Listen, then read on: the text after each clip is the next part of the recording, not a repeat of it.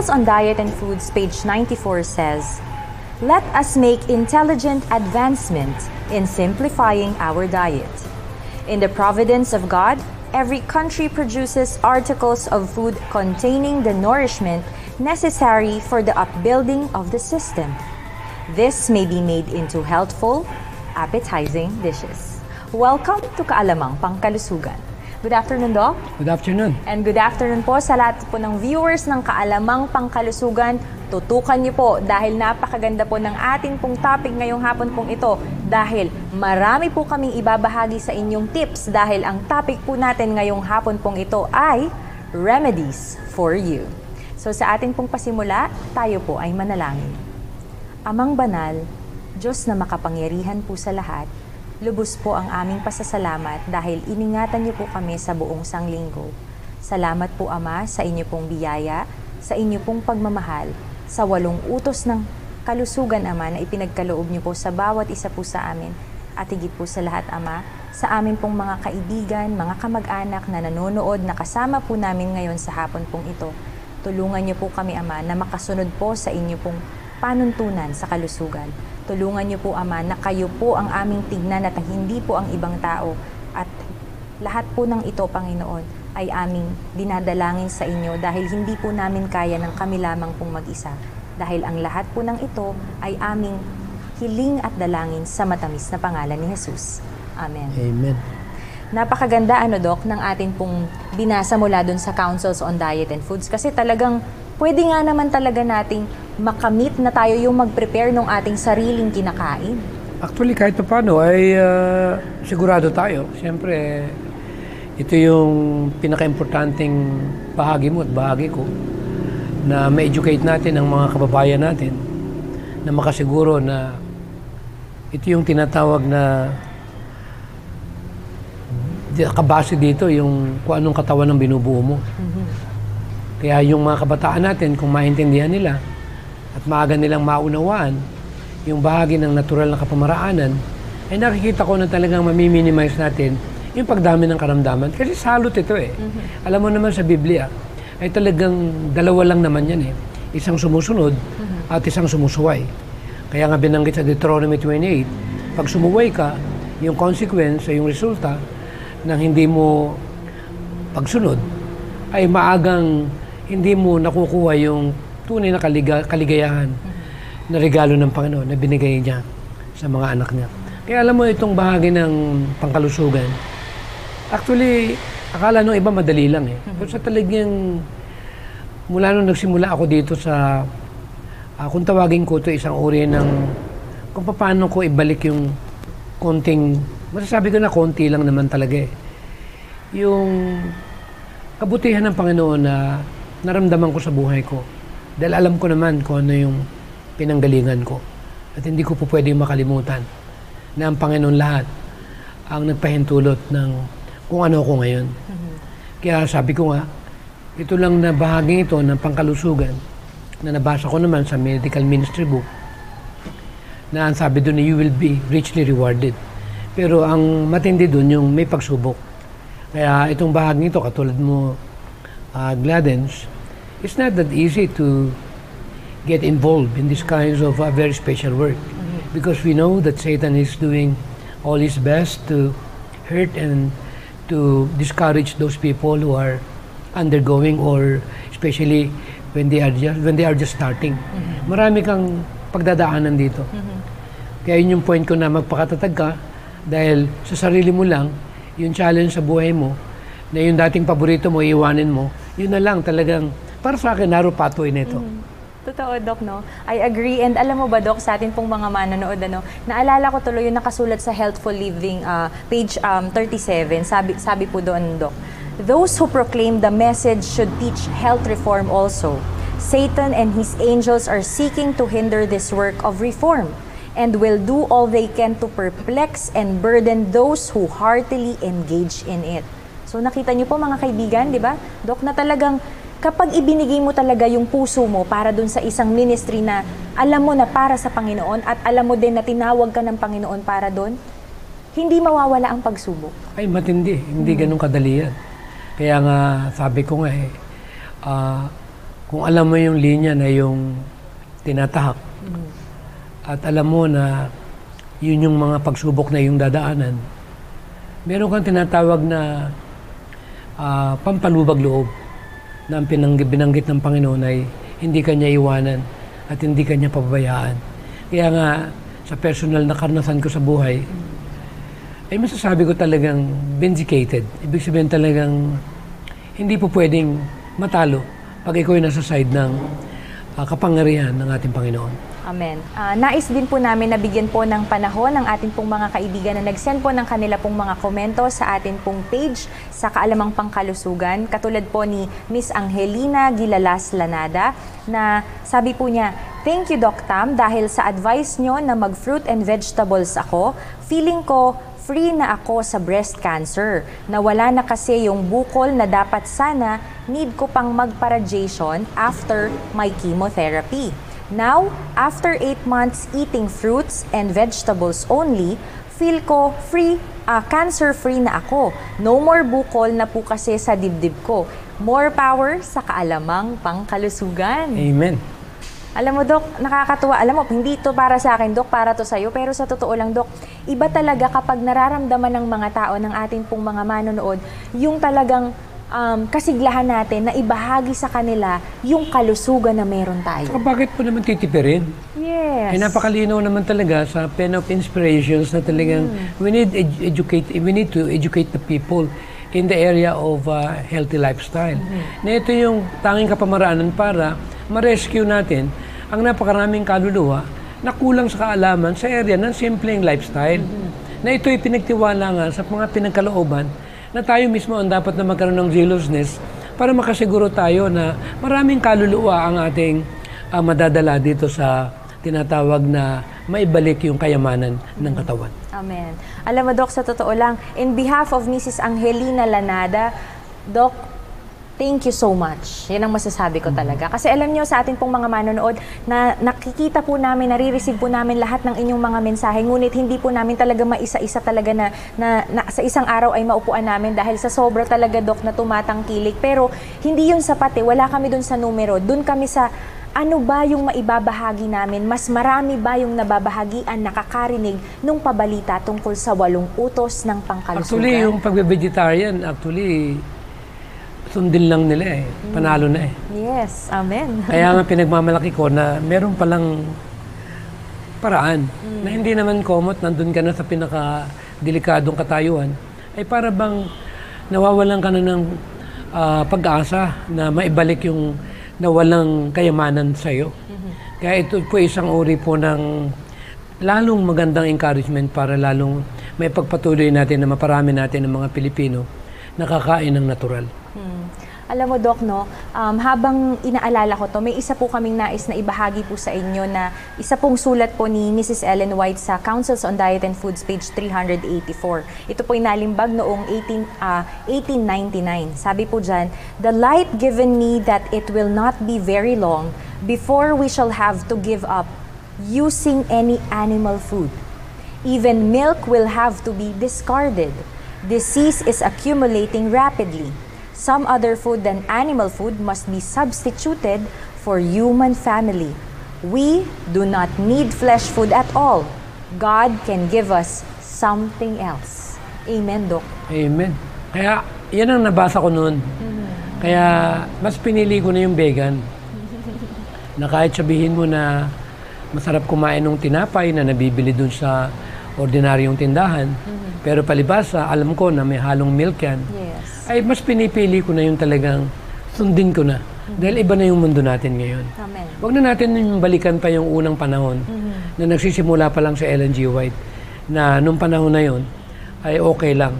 Pero doon na tayo sa dulo Yes. na alam natin na darating ang time na talagang mas gusto ng Panginoon back to original diet. Amen. Alam mo, Doc, nabanggit mo yan na talagang doon na tayo sa huli, doon na tayo sa dulo. Kasi alam niyo po sa ating pong Saka mga nasa dulo na tayo ngayon. Yes. Oo. There's no questions about it. And gusto ko lang bigyan ng connection to, Doc, no? Kasi sa ating pong mga scientists, yung sa ating technology ngayon, talagang hindi po, pag nabasa niyo po sa ating pong mga naka-receive na ng ating pong Councils on Diet and Foods, na libro ay talagang pag nabasa niyo po talaga yung buong libro, makikita niyo kung gaano po talaga inspired ang Panginoon para i-bless ang kanyang mga anak. Kung gaano po ka-inspired din si Mrs. White para ibahagi sa atin yung kaalaman niya, yung kagandahang loob ng Panginoon na ibahagi po sa atin yung pagmamahal ng Panginoon na ingatan natin yung sarili natin, Dok, di ba? Kaya sa atin pong mga manonood... Actually, ito yung tinatawag na muhon eh. Hindi ba yung mga lupa nilalagyan ng tanda? Tanda, muhon. yes. Kung saan yung lugar yung property mo. Actually, hindi mo pwedeng tanggalin yan. Pag tinanggal mo yan, mawawala yung sukatan kung ano yung pag-aari mo. Yung pinagbabasihan. May pinagbabasihan na talagang may tatak na yan. Ang tatak ng Seventh-day Adventist ay ang kalusugan. Amen. Na pag tinanggal mo yan, mawawala yung tatak na yan. Na ang totoong reliyon, to be honest, hindi pwede mong i-divorce. Yung tinatawag na ma-restore, yung physical. Dahil may relasyon talaga yan sa mental. Dahil ito yung area na talagang sinisira ng kaaway. Di ba, sabi nga sa Helpful Living, page 60, na ang author o originator ng karamdaman ay si Satan. Bakit? Dahil alam niya na pag nagkasakit ka, nasa alipin ka ng tinatawag na kasalanan. Dahil ang kasalanan ay pagsuway sa batas ng kalusugan. Kaya pag tayo natuto na at nalaman na natin na ang Panginoon pala, ibe-bless ka. Unang-una, pag sinunod mo, yung bagay na gusto niyang magawa mo sa buhay mo, na mawala yung sakit mo, ang Panginoon talaga, ang sabi nga sa Exodus 15:26, if I'm not mistaken, ay tatanggalin niya at aalisin niya ang lahat ng karamdaman na sumusunod sa kanyang kautusan. Alam mo, Dok, sa totoo lang, no, sa atin pong mga manonood ngayon, parang gusto ko na lang talagang makinig at gusto ko na lang talagang basahin yung lahat ng writings ni Mrs. White kasi it is truly inspired by God. And ako personally, nung nabasa ko yung ibang mga writings ni Mrs. White, sobrang na-appreciate ko at naramdaman ko talaga yung pagmamahal ng Panginoon. Kasi alam mo, sa totoo lang, Dok, sa lahat ng, kahit yung sa Bible, di ba, every time na magbabasa tayo ng salita ng ating Panginoon, kailangan natin mag-seek ng Holy Spirit. Kailangan natin talagang i-invite talaga yung Holy Spirit para ipaintindi sa atin kung ano ba talaga yung mensahe ng Panginoon para sa bawat isa sa atin. And alam mo, Dok, sa totoo lang, natatanong ko to sa sarili ko. And even, ngayon siguro yung pagkakataon na ito na itanong ko yung tanong na ito, Dok. Bakit kaya may ibang tao, even in our church, sa atin pong mga manonood, I know may mga leaders tayo ng churches, at meron tayong mga visitors din ng atin pong denomination. And I want to ask you this wonderful question. Maybe, pwedeng matanong nyo rin ako. You can question me as well. Pero gusto ko din itanong sa'yo to, Doc, na personally, bakit kaya sa tingin nyo po, ay may mga tao pa rin, even inside our churches, na kahit alam na nila na kailangan natin mag-vegetarian or mag-vegan diet, ay meron pa rin pong kumakain ng flesh food? Actually, siyempre, hindi naman natin po pwedeng hatulan ng tao.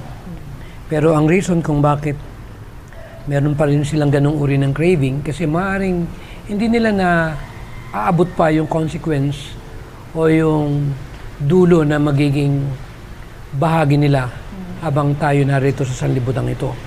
Napakalinaw ang ating Espiritu ng Panghula na talagang ang Panginoon na rin mismo ang nagbigay nito kay Ellen G. White.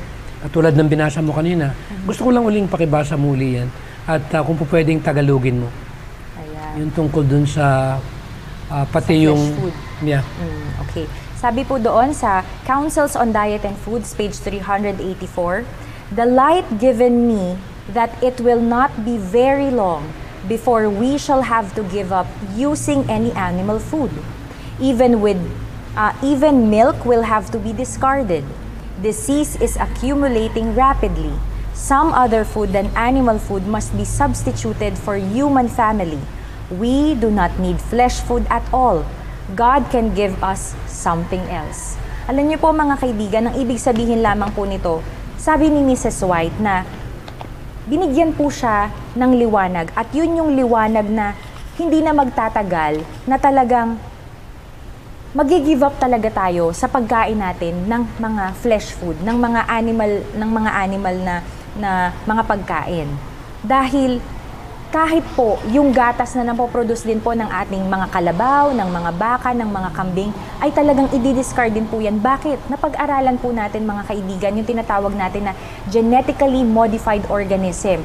Kung paanong pinapakain ng sariling kapwa nila yung ating pong mga baka para ano? Para mas mag-produce sila ng mag-produce sila ng milk, mas mabilis yung production ng kanilang, mas maganda yung production ng protein nila, talagang kasi kailangan din nila ng protein eh. Pero hindi sila ganun na-create ng Panginoon. Na-create sila na dapat ang kinakain lamang nila ay damo.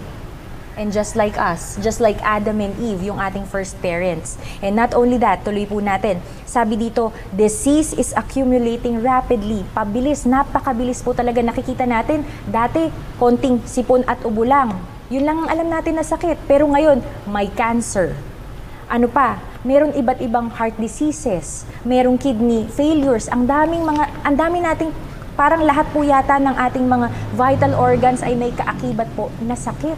Kaya napakahirap po mga kaibigan na talagang unti-unti po talaga ay ipinapaalala sa atin ng Panginoon na, anak, halika, dito ka na sa original na diet dahil magkakasakit ka kung ano yung kinakain mo ngayon, kung ano ang inihahain mo sa hapagkainan ng inyong pamilya.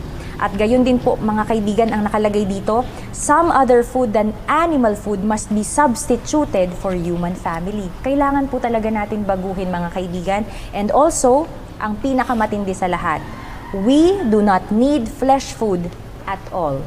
Hindi po natin kailangan yun. Napapansin niyo po ba na sa atin pong sistema kapag tayo ay, kunyari mainit, tirik na tirik ang araw, tapos kumain tayo nung talagang mga karne, mga animal flesh, talagang mas lalo tayong pinagpapawisan. Tapos yung cravings pa natin, iba pa, parang I want more, di ba? Ganon Dok eh. Tapos, hindi lang yun. Ang pangako ng Panginoon, sabi po sa huling sentence dito, God can give us something else. At ibinigay niya po yun sa atin, sa ating kalikasan. Makikita po natin yan even here, mismo po sa ating bansa, na napakarami po ng likas na yaman ng Pilipinas na maaari nating tangkilikin. Na ano po? Organic, may buto, at talagang binasbasan ng Panginoon na talagang original na dapat ay diet ng mga tao. Kaya kumbaga sa pag-uusap tungkol dito sa side ng area ng pag-change ng lifestyle, ay binigyan ng ganong tamang paliwanag na kahit ordinaryong tao ay pwedeng maintindihan na talagang ang Panginoon sobrang niya tayong minahan. Amen. Talaga meron tayong warning, meron tayong tinatawag na paalala, at meron tayong guide na binigay niya na makasiguro na maaabot mo yung dulo, yung tinatanong mo na kung paano maabot yung plano ng Panginoon sa buhay mo. And that is part of that what you call it, message na binigay ng Panginoon. And gusto ko rin lamang din pong sa atin pong mga manonood, nais din po namin ibahagi sa inyo yung nakasulat po sa Testimonies for the Church, Volume 6, page 300, Signature of Heaven. Those who cannot see the importance and bearing of the medical missionary work should not feel authorized to endeavor to control any phase of it. The medical missionary work is a part of the work of God. Uulitin ko po. The medical missionary work is a part of the work of God. The medical missionary work is God's work and bears His signature. Pirmado. Ito yung napaka-tibay na talagang alam mo na yung lugar na kinilalagyan mo ay merong tinatawag na blessing at pahintulot at bagay na mapangahawakan mo na magpapatibay ng loob mo. Na hindi mo basta na lamang na ganun kadali na babaliwalain yung bagay na tinatayuan mo. Because we believe that God will give us a way on how to understand fully, especially on how to cooperate with these kinds of work. That the medical work or the medical missionary work should be the number one consideration in the area of reaching more souls. Na ito yung pampatibay ng ating encouragement sa ating paninindigan na ang gawain ng pangkalusugan ay gawain ng lahat ng kaanib ng iglesia nating kinabibilangan. Di ba nakalagay doon? Every member of the church should take hold of medical missionary work. Amen. Alam mo, Dok, napakaganda no, sa atin pong mga manonood kasi simula pa lang po ito. Nasa comments pa lang po tayo ng ating pong mga kaibigan na nagsisend po sa atin sa programa pong ito. And also, napakahalaga po na kahit mag-isa po kayo, kung sino man po kayo na vegetarian ngayon, na vegan, katulad po si Kuya John Budomo, Doc, na last year, nag-message siya sa atin, ano po ba ang pwede kong gawin dahil may kidney problem ako at ngayon vegetarian siya at talagang pinipilit niya even yung kanyang sambahayan ay talagang kasama niya na vegetarian. Kaya, hi Kuya John, dyan po sa Australia, and we are praying for you. Saka itong si Ria Acosta, actually, natutuwa ako sa mga comment ng ating mga viewers. Sige, Doc. Okay, basa mo. Ayan. Sabi din po ni Ri Acosta, this program really inspires me to stand. Praise God, we have this program. It's really a big blessing to all of us and thank you, Doc and Sister Glad. Alam niyo po, sa totoo lang, iba po yung kagalakan na hindi tayo, sa atin pong mga manonood, ito po ay mga kumbaga siguro inaalaw ng Panginoon sa aming dalawa ni Doc, even sa team ng Hope Channel, dahil nandito po kami para po sa inyo. Ang Panginoon, alam ko po na siya yung tumawag sa amin ni Doc para, hindi kami sa totoo lang, hindi po kami magkakilala ni Doc personally, di ba Doc?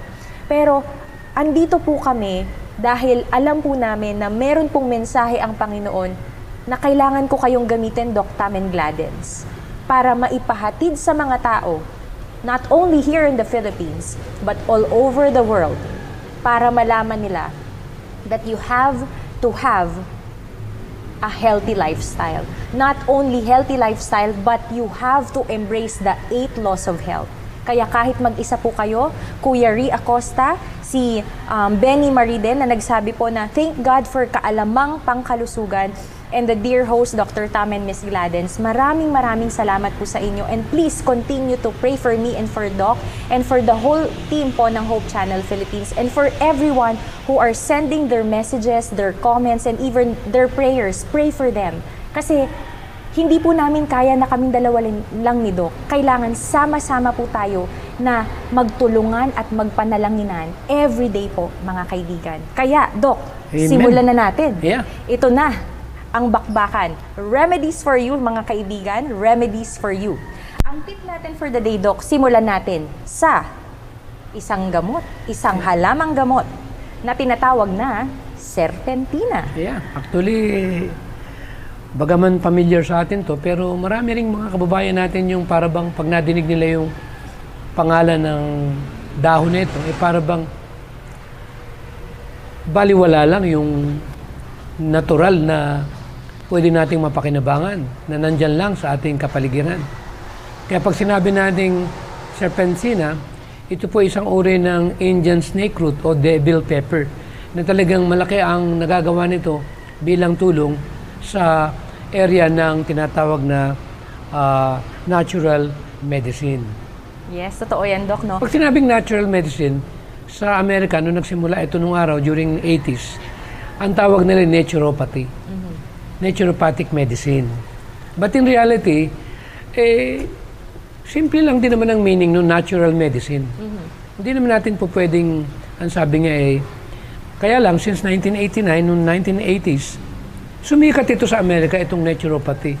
Kaya lang, nakapasok dito yung New Age, kung tawagin natin practices or version, na kung tawagin nga nila para bang, kung ating titingnan, ay para bang ito ay merong halong spiritualistic type of practices, which is totally different than the naturopathy or natural medicine from the book of Ellen G. White. Yes. And since nga na naging popular ito, dahil hindi ka naman makakukuha ng mga libro na magagandang mga herbal book kung hindi ka mag-i-enroll. Yes.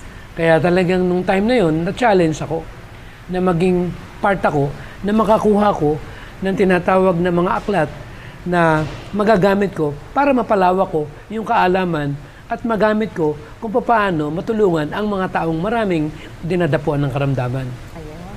Kaya nang dumating na nga po itong natural way nito o itong natural medicine nito, para bang iniisip nila ay magkalaban itong dalawa.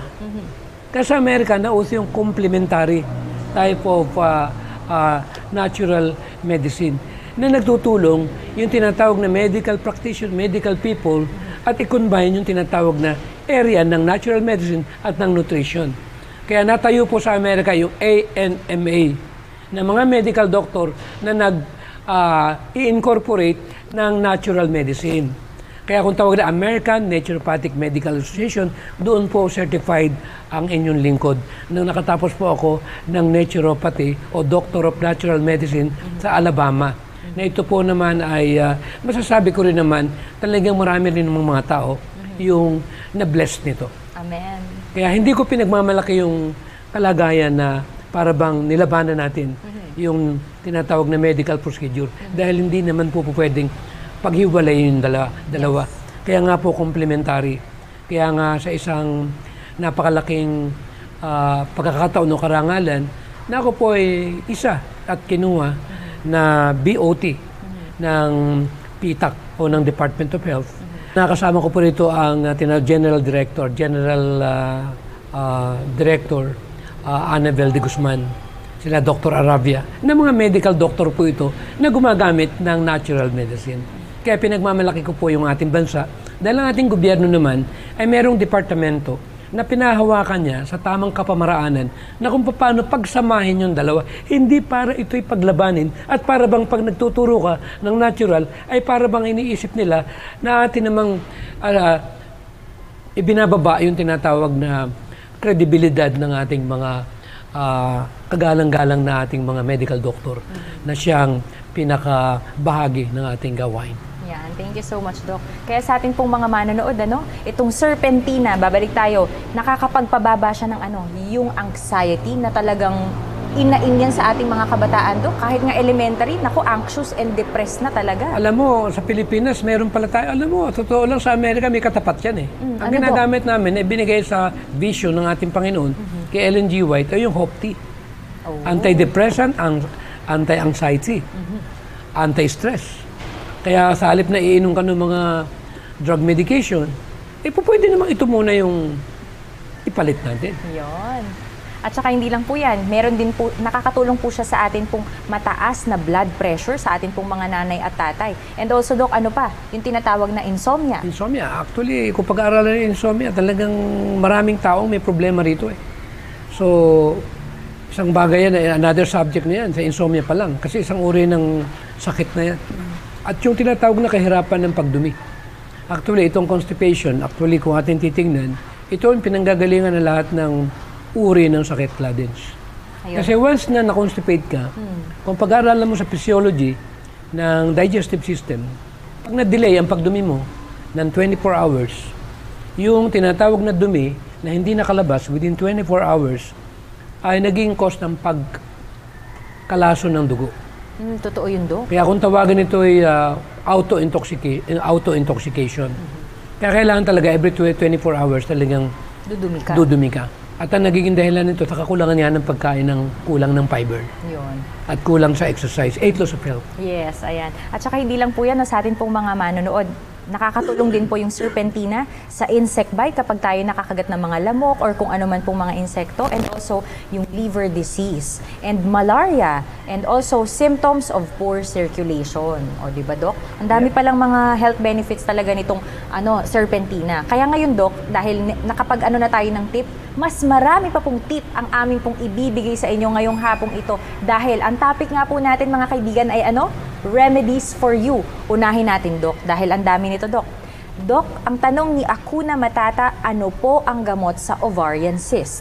Actually, ang ovarian cyst yan yung uri ng kung tawagan ni problema sa reproductive organ ng mga kababaihan. Nagsisimula yan sa endometriosis or hormonal imbalance na pag hindi natin alam kung ano yung pinanggagalingan ng tendency, darating na lang na mabibigla na lang tayo. Kaya ang tangi po naming binibigyan ng daan dito, yung prevention o yung preventive procedure. Ano ang cause nito? Kasi kahit sabihan mo, naiinom ka, pero yung cause naman, hindi mo naman tinitigilan, ang mangyari, hindi naman maihinto yung problema na yan. At baka lalo pang maging worse po yan. At isa po sa amin binibigyan ng daan yung kinakain. Di ba sabi, tell me what you eat. Yes. And I will tell you kung ano yung health mo. Yes. Kung ano yung kinakain mo, yun yung magiging kalagayan kung ano man yung kalagayan ng katawan mo. So karamihan po ng kumakain ng flesh food, lalo-lalo na yung mga, yung chicken. Kasi alam na po ng marami na talagang meron tayong 45 days. At meron pang mas mababa pa dyan. Meron 20 days. Na itong mga hormones na ito ay naging dahilan kung paano magkaroon ng imbalance yung ating hormone. Na pag nagkaroon kayo ng hormonal imbalance, ang naepektuhan na yung breast, yung matres, at yung ovary. Sa kalalakihan naman, ay yung tinatawag na prostate. Kaya ang tanging paraan, unang-una, para hindi na lumala, tatanggalin natin yung pinanggagalingan. At pag tayo bumalik doon sa tamang pagkain, lifestyle, may self-healing ang ating katawan. Lalo-lalo na pag nag-aral pa tayo, na kung ano yung mabilis na makatulong para malusaw. Kasi may mga herbal, surgery kung tawagin nila. Na may mga natural medicine na nadudurog nila Nalulusaw iniihi mo Pinapawis mo idinudumi mo Katulad nga nung ating testimony, lumalawala raw yung bukol niya. Ang katawan naman niya ang gumawa nun Wala namang taong pwedeng magsabi na ako yung nakatanggal niyan Actually, you have your own, healing ability. And the moment you understand fully that our body was purposely created by God to create natural healing power. Yes. And the moment you are giving it back of what they need, then the tendency, you can expect something out of it by just following the natural way. And God is actually providing these kinds of blessings and signature for those people who are engaging on it. Amen. Ayan. Alam mo, Dok, unang tanong pa lang natin yan. At nabanggit mo na nga, Dok, yung talagang cause kung bakit tayo nagkakasakit sa atin pong mga manonood. Ito, Dok, isa talaga to sa matindi talagang pinagdadaanan ng ating mga kaibigan. Ang hyperacidity kasi, sa totoo lang po mga kaibigan, halos parang linggo-linggo po, araw-araw may nare-receive kami. Ano po ba ang gamot sa hyperacidity? And nais po naming sabihin po sa inyo, na-tackle na po namin ang hyperacidity sa mga previous po namin mga episodes, kaya balikan niyo po ito. Pero sasagutin po namin alang-alang po kay Girly Venturina. Doc, ano po ang magandang gawin sa hyperacidity? Actually, the same thing When you look at the blood pH or blood chemistry, most people who develop that kind of hyperacidity, they have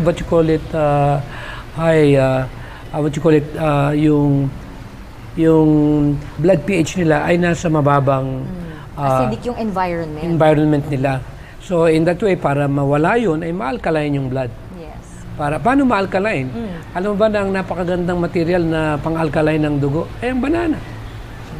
Merong anti-hyperacidity yan. Katulad ng basil leaves. Mayaman yan lahat ng mga greens. Pineapple juice. Actually, pineapple juice, ang ginagawa ko nga dyan, lagi kong binabanggit. Hinahalo ko yan sa malunggay. Lalagyan ko ng pipino. Saka ng ginger para mabilis ang absorption.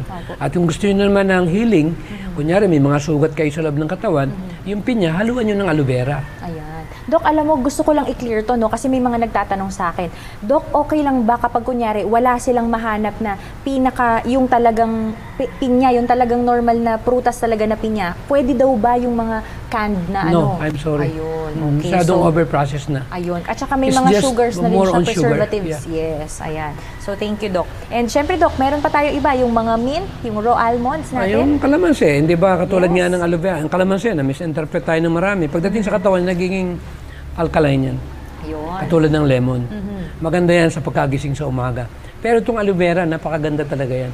Lalo-lalo na sa may mga hyperacidity. Plus, exercise. Okay. Ayan. Para ma-release mo yung mga acid na yun sa loob ng katawan. Ipawis. Yes. Ayan. O, ito, Dok. Isa din to sa problema ko, Dok. Pero syempre, ako, mahilig kasi talaga po ako sa gulay at talagang magte-testify po talaga yan si Dok. Nakita niya na ako kung paano ko kumain. And ito po, sabi po ni Miss Josefina Lopez, Dok, ano po ang pampataas ng blood count? Or syempre, yung mga RBCs natin, yung mga red blood cells natin? Siyempre, tingnan din natin kung ano yung mga pagkain na matataas ng nakukuha na may iron. Siyempre, alam natin na pag nagkulang ka ng lack of what you call it, folic acid, pwede ka rin magkaroon ng ganung uri ng problema. Pero dapat malaman din naman nila na matulog din ng maaga. Yes. At itong tinatawag ng mga green leafy vegetables actually, kung tawagin yan ay green pigment or green chlorophyll or green blood. The moment you are taking that, the moment you drink that, then nagiging dugo yan. Katulad kunyari ng green vegetables o itong mga broccoli, kangkong, sayote, o tawagin natin na alokbati, o itong mga ampalaya natin, malunggay natin, napakatataas ng material na mapagkukunan natin ng tinatawag na kung paano tumaas ang ating blood count. Yan. Ang sarap kumain, Dok, no? Kasi talagang kompleto na pala talaga. Kakainin mo na lang. Actually, whole year round ng bansa natin eh. Kaya wala tayong may dadahilan. Talagang gift talaga ng Panginoon yan for a purpose of what? Para makasiguro tayo na hindi tayo maiiwanan pagdating sa pagpapalago ng ating kayamanan ng kalusugan. Yan. Dok, alam mo may pahabol siyang katanungan. Sabi po ni Miss Josefina Lopez, sabi niya, Dok, sabi po ng endocrinologist ko, kulang daw po ako sa protein. Ano po kaya ang mataas sa protina na pagkain para sa vegan? Actually, yung mga soybeans, matataas ang protein yan. At itong tinatawag na almond nuts, avocado, o itong mga green vegetables natin, may mga sufficient amount ng protein yan na talagang malaking tulong yan. Huwag tayong mag-alala dahil hindi naman natin kailangan ng so much amount of protein. Yes. We only need like 50 grams. Now we have nothing to worry. Dahil konting mga gulay-gulay lang yan. Mga beans yan, maaabot na po natin yan. Katulad ng mga karaniwan na ating laging binibigyan ng daan sa ating programa. Ayan, thank you, Doc. Ito pa, Doc. Alam mo, Doc, kanina binanggit natin, tinanong nung isa nating kaibigan, yung tungkol sa ovarian cyst. Ngayon naman, Doc, ang problema naman ni Kuya Armando Evangelista, Doc, ano po kaya ang maaari kong gawin sa prostate cancer? Actually, kung nabalitaan niya si Mr. Mata, isa siya sa mga spiritual advisor ni Robin Padilla. Nagkaroon siya ng matinding problema sa prostate. Nasa stage 3 or 4 na yung kanyang abot ng kanyang cancer. Pero by the help of God, sa pag-change niya ng lifestyle, nag-vegetarian, kumain ng raw food for 6 months. After 6 months, diagnosed po siya na free from prostate cancer. At 15 taon na hanggang ngayon buhay pa. Siguro pwede nating imbitahin siya dito sa ating programa na Kaalaman Pangkalusugan. Dahil marami yung nag-vegetarian lang, ay nagulat sila. Kaya ang point natin dito, bakit natin ipagdadamot yung 8 laws of health at yung tinatawag na pagkain ng natural, na ito pala yung tinatawag na sentro na kung tawagin nga natin ay talagang kulang sa ating mga mamamayang Pilipino o ating mga kababayan, na itong 8 laws of health, talo nito ang lahat ng uri ng supplement na nabibili dyan sa mga drugstores natin. o kung ano man yung pamilya na kanilang nakukunan. Alam mo, Doc, no, ang ganda talaga ng mga pinag-uusapan natin, especially yung mga kaibigan po natin na nagsisend po ng kanila pong mga katanungan. Ang dami-dami pa po talaga, ngunit talagang ang oras po talaga natin ay hindi talaga sapat sa lahat po ng inyong mga katanungan at babalikan po namin, okay po?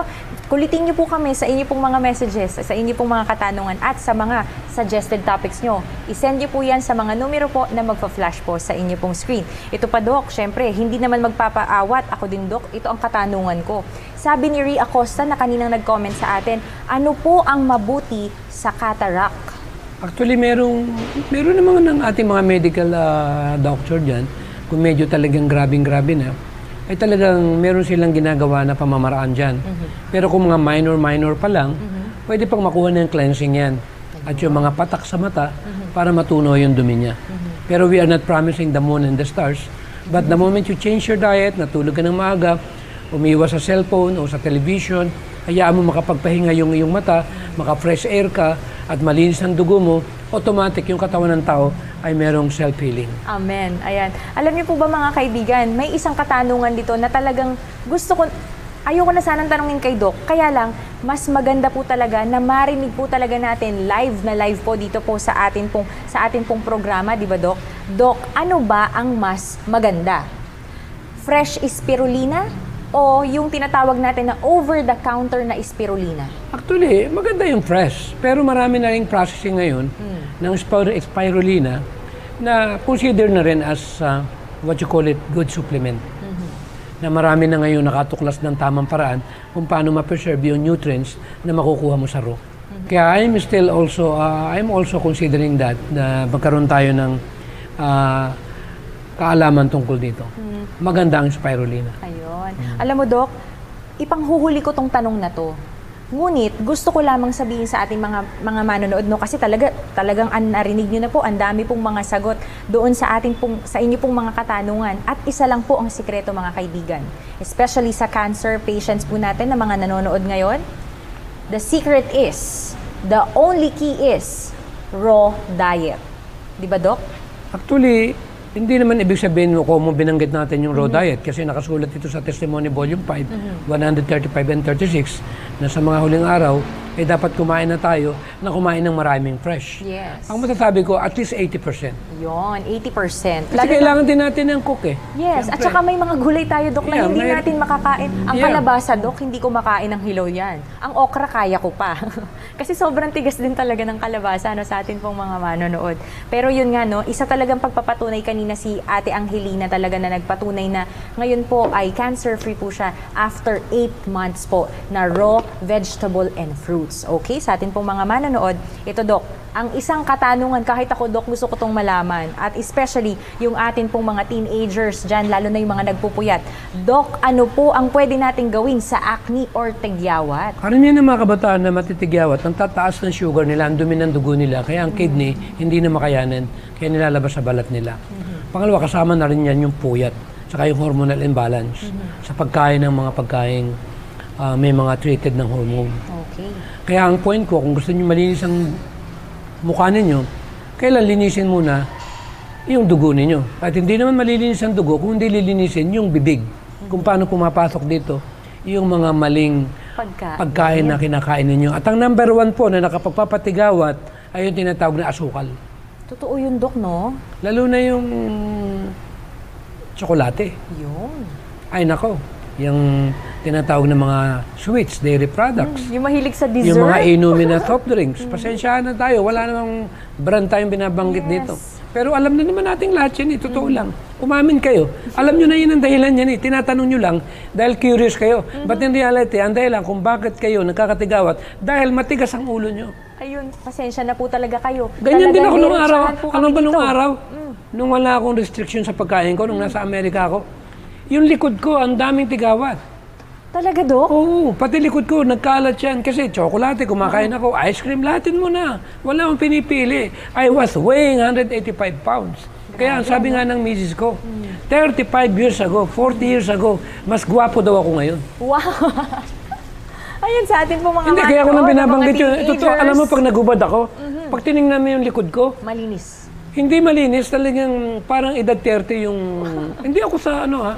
Huwag ka munang magubad dito. Marami nagsasabi sa akin, talaga pag hinipo nila yung texture ng balat ko. Sabi nila yung balat ni Doc, banat, tsaka makinis.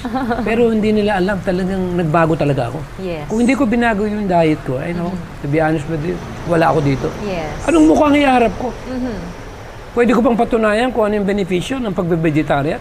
Hindi, Dok. Kung ang laki ng akin tiyan? Totoo, Dok. Paano kung mapapatunayan sa kanila na pag kumain ka ng prutas at gulay, ang katawan mo? Yes, hindi ka pwede, Dok, magturo. Oy, vegetarian ako, tignan mo si ano. Hindi ganun eh. Kailangan ikaw kasi mismo makita hindi nila. naman vegetarian lang pinag-uusapan dito. Ang pinag-uusapan dito, 8 laws of health. Kasamang exercise dito Yes, totoo, Dok. Sasabihin mo, vegetarian ako. Hindi ka naman nag-exercise. Totoo. Wala yan. Vegetarian ka, hindi ka naman natutulong ng maaga. Naku. Wala din. Paano ka magle-lecture? Kaya Totoo, sabi ko, Dok. ayoko. Kaya nga sabi ko nga tayo, Gladens challenge to sa'yo. Yes. Lumagay ka dyan. Totoo. Siguraduhin mo, nag-exercise ka. Aray ko. Totoo, Siguraduhin mo, Dok. natutulog ka na maaga. Oo nga. Oh. Or else, para tayong ano dito.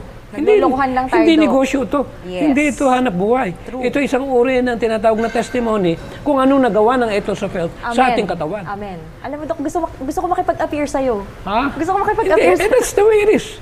Totoo, Anong Dok, gagawin no? natin? Talaga namang yun yung talagang good news. Yes. Binigay ng Panginoon. May pirma ito. Ito yung medical missionary work. Yes. Ituturo mo yung 8 laws of health. Kaya hindi mo kailangan maging medical doctor. Hindi mo kailangan mong registered nurse para maging bahagi ng medical missionary. Amen. Actually, sabi nga, every member of the church should take hold of medical missionary work. Amen. Paano ka makapag-medical missionary work kung hindi mo nababasa ang counsels on diet? Yes. Kaya kayong mga kapatiran natin dyan, kung wala kayong counsel on diet, tawagan nyo kami. Tutulungan namin kayo magkaroon. Yes, yan po ang key. Okay. Mag-message lang po kayo sa mga napakagandang libro to. na naka-flash sa inyong screen. Okay. Doc, ito na. Sinabi na natin sa kanila kung ano yung rason bakit tayo tinatagyawat. So ngayon, ano naman ang treatment? Ay nako, siyempre, babaguhin mo lifestyle mo, matutulog ka na maaga. Okay. Hindi ka nakakain ng mga pagkain matatamis. M yan. Ilang M yan? O, sige, Doc. Matatamis. Matataba. Maalat. O yung mamantika. O, 4 na eh. Kaya kailangan talaga tanggalin mo lahat yan. Okay. Hindi naman mahirap yun eh. Akala lang nila, alam mo, bigyan ko sila ng tip. O, sige, Doc. Karamihan ng mga tinitigaw, at alam nyo ba yun, nabibili na chop-chop na french fries kung tawagin. Aba, may ganun pala. Chop-chop Pag na yan french may fries. nabibiling chop na yun tapos ilalagay sa napakalaking parang, ano tawag doon, yung parang ilulubog lang na gano'n, kukulo yun Ah, okay, yung ano? iaahon na gano'n, malutong yes, na. oo. Tapos itataktak, gagano'n ng konti, lalagyan ng konting pampalasa, yun yung kung tawagin french fries. Ngayon, paano mo magagawa yung french fries na masarap, na kakaiba sa normal na pararaan na ginagawa Ay, nila? gusto kong malaman yung Doc. Paano? Ang ginagawa namin dito, kopyang-kopya yung lasa. O, sige, Doc. Kumuha ka ng air fryer. Air fryer. Ayun, okay. Ilagay mo doon yun. Chopin mo ng medyo malaki-laki ng konti para may laman-laman pag lumambot. Para hindi yung matigas o malutong. Pag naluto na yan, merong tinatawag na sea salt na lasang itlog. Totoo yan, mga kaibigan. Nalasahan ko na yun. Parang Asin lasang siya itlog siya. Yes. Tapos lagyan mo siya ng konting kayin. Yun, yung cayenne Kasi ang pepper kayin natin. kasi maganda yan sa sirkulasyon. Pampaganda ng daloy ng dugo. Yes. Tapos ngayon, kumuha ka ngayon ng yung olive oil. Yun. Itong olive oil, napakaganda talaga. Kailangan natin ng oil sa katawan. Hilaw. Hindi ito yung pipirituhin mo. Palamigin mo muna. Yun. At pag malamig na, lagay mo sa dalawang, ano tawag doon? Aalugin mo. Parang may 2 mangkuka o kaya Tupperware na may takip. Tapos alugin mo gano'n. Pagkaalog nun, kainin mo. Mas masarap pa doon sa... Suwak na suwak ang lasa. Yeah. Kaya sasabihin nila, hindi natin kayang-gayahin. Kayang-kaya. Kayang-kaya po mga Kaya kaibigan. madali lang mag-vegetarian.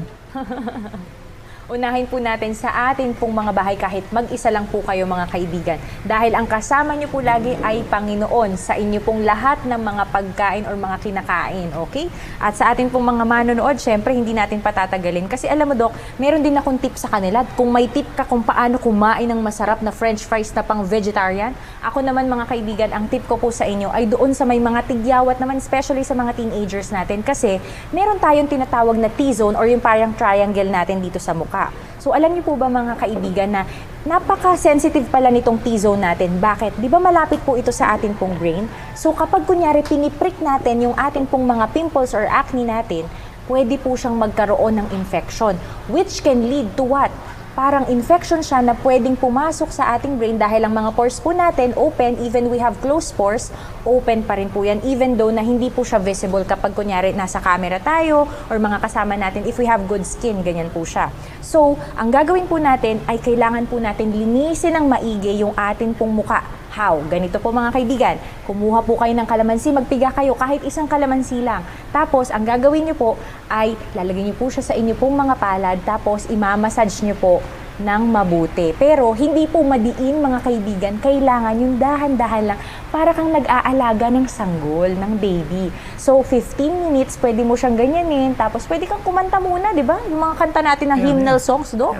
Di ba? So, ang gagawin natin, after nyo na-massage yan, kuha po kayo ng maligamgam na tubig, yung warm water, yung maligamgam na tubig natin, tapos yun po yung pang-wash natin. Or, pwede pong kalamansi, pwede rin po na, yung cucumber, yung pipino natin, pwede rin po yun. Pwede rin po na kamatis kung gusto nyo po na medyo mamula-mula. At pwede rin po ang saging o kaya, avocado, Doc. So, ang dami palang pwede nating mga pang-remedies doon po sa atin pong paglilinis ng ating pong muka at ma-prevent natin yung pagkakaroon natin ng mga pimples. Actually, ang kalamansi, antioxidant, antibacterial, meron siyang property para patayin yung bacteria niya. And at the same time, yung napakataas ng vitamin C niya na talaga nagre-restore ng natural tissue o collagen ng ating mga balat. Tapos malinis yan at namatay na yung mga bacteria na yun or whatsoever, ay pag nilagyan mo ngayon nung kung tawagin na aloe vera, o kaya na may itong pipino, Pero ako, yung raw na aloe vera, yun yung sikreto ko. Yun. Talagang inaano ko talaga sa braso ko yan. Ginagawang lotion talaga. Ginagawa kong lotion sa loob ng ating katawan ko. Yes. Lahat nga ng part ng katawan ko, nilalagyan ko ng aloe vera. Bakit? Alam nga namang mahal ko lang yung braso ko. Totoo, Dok. Dapat pantay. Sasabihin ng binti ko, ba't siya lang? Kaya ang gagawin ko rito, lahat nilalagyan ko. Yes. Pati kili-kili ko, nilalagyan ko yan para walang tinatawag na selusan. At pati buko, itong mata ko lahat. Kaya kung gumamit ako ng aloe vera, talagang sabi nga ng misis mo, ang lakas naman. Sabi ko, katawan ko to. I really have to do my part. Kaya yung aloe vera, talagang masasabi ko talaga na napakalaking tulong ito. Ayan. Thank you so much, Doc. Ayan, ang Kung dami gusto niyo lang pong natin nakuha. maging, alam mo na, alam ba pag nakita mong mukha mo sa salamin na maayos, nagiging masaya ka eh. Totoo, Doc. Pero humarap ka sa salamin, ang itsura mo mukhang may sakit. At ang itsura mo mukhang matanda na, naalangan sa edad mo. Doon pa lang makakasakit ka. Totoo, Doc. Kaya yung point na kailangan din pala, ay meron din tayong tinatawag, huwag tayong gigibap. Huwag natin i-give up yung ating, kunyari, for example, nag-exercise ka, huwag mo hihinto. Tuloy-tuloy mo. Yes, kahit mahirap. Kahit mahirap, nanginginig just ka na, keep Doc. going. Yes. Kasi that's part of it. Sabi Yun nga, yung- di ba? Sabi nga lagi ni Doc, no pain, no gain. Di Yeah. ba? Hindi naman pain eh. Actually, kala lang na iba pain. Pero basta nandun ka na, mas madali lang naman pala. Hindi naman mahirap. Kasi Doc, sa totoo lang, may mga kaibigan ako no, sa atin pong mga, yung kaibigan ko po na nanonood, hindi ko napapangalanan, okay? No names, dropping tayo. Ang nangyari, Doc, parang mas masarap daw kumain kaysa mag-exercise. Kaya mas napaparami yung kain niya kaysa doon sa exercise. Kaya sa atin pong mga manonood, no pain, no gain po. Kailangan ng konting pagtitiis para magkaroon po tayo ng malusog na pangangatawan. Okay. Doc, ang dami natin na pag-usapan ngayong hapon pong ito. Kaya alam nyo, sa atin pong mga manonood ay tuloy-tuloy nyo lang po na isend po ang inyo pong mga katanungan, ang mga prayer requests at saka yung mga suggested topics nyo po dito po sa Kaalamang Pangkalusugan. At ngayon, Doc, andito na naman tayo. Magpapaalam na naman tayo sa atin pong mga kaibigan na tumangkilik po sa atin po ngayon pong hapon pong ito. At para po sa atin pong pagsasara ng ating pong programa ay tayo po ay manalangin. Amang banal, Diyos na makapangyarihan po sa lahat, lubos po ang aming pasasalamat, ang aming pong pagbibigay ng papuri sa inyo dahil kami po ay minamahal nyo. Salamat po, Ama, sa inyo pong habag, sa inyo pong awa at higit po sa lahat, Ama, sa inyo pong pagbibigay sa amin ng mga reminders, especially on how we take care of our health. Father, we pray for the people who sent their prayer request today. Tulungan niyo po sila, Panginoon, na magkaroon po ng healing physically, mentally, emotionally, and most especially, Lord, spiritually. Dalangin po namin sa inyo, Panginoon, ang mga pamilya, Panginoon, na nawalan po ng mahal sa buhay. Mga pamilya, Panginoon, na nagkakaroon po ng mga hidwaan. Mga pamilya, Panginoon, na hindi po nagkakaroon ng mabuting pagkakaunawaan. Dalangin po namin, Ama, na kayo po ang mamagitan sa bawat isa po sa kanila at sa lahat po ng may mga kasakitan na nasa loob po ngayon, Panginoon, ng mga ospital, nasa banig ng karamdaman, Ama. Dalangin po namin, Panginoon, na kayo po ang maging medical doctor nila because we know, Father, that you are the great physician. You can heal all kinds of diseases. You can provide everything, Panginoon, na kinakain po namin as long as we take good care of our health. And we pray, Father, for those people na kakapanood lamang po nila ng Kaalamang Pangkalusugan. We pray for their families as well, and especially our viewers, O Lord, all over the world. Please take care of them, and please help them, Father, just like me and Dr. Tam and the whole crew of Hope Channel Philippines. We are praying, Father, that you continue to inspire us, continue to give us knowledge and wisdom, and help us, Father, to endure in these last days. Na mamagitan po kami, na maging matatag po kami sa aming pong pananampalataya, especially, Panginoon, sa pagsunod po namin sa inyo pong 8 utos ng pangkalusugan. Ito po ang aming hiling at dalangin sa kapatawaran ng aming mga pagkukulang at pagkakasala sa matamis na pangalan ni Jesus. Amen. Amen. Thank you so much, Doc. Thank you. And maraming salamat pong muli sa atin pong mga kaibigan. At nais po naming iwanan sa inyo ang nakasulat po sa page 95 ng Counsels on Diet and Foods. Those who desire to be co-workers with God must consider carefully how they teach health reform in God's great vineyard. They must move carefully in specifying just what food should and not should be eaten. The human messenger must unite with the divine helper in presenting the message of mercy to the multitudes God would save. Again, this is Gladys Panuelos together with the naturopathic expert Dr. Tamateo for Kaalamang Pangkalusugan.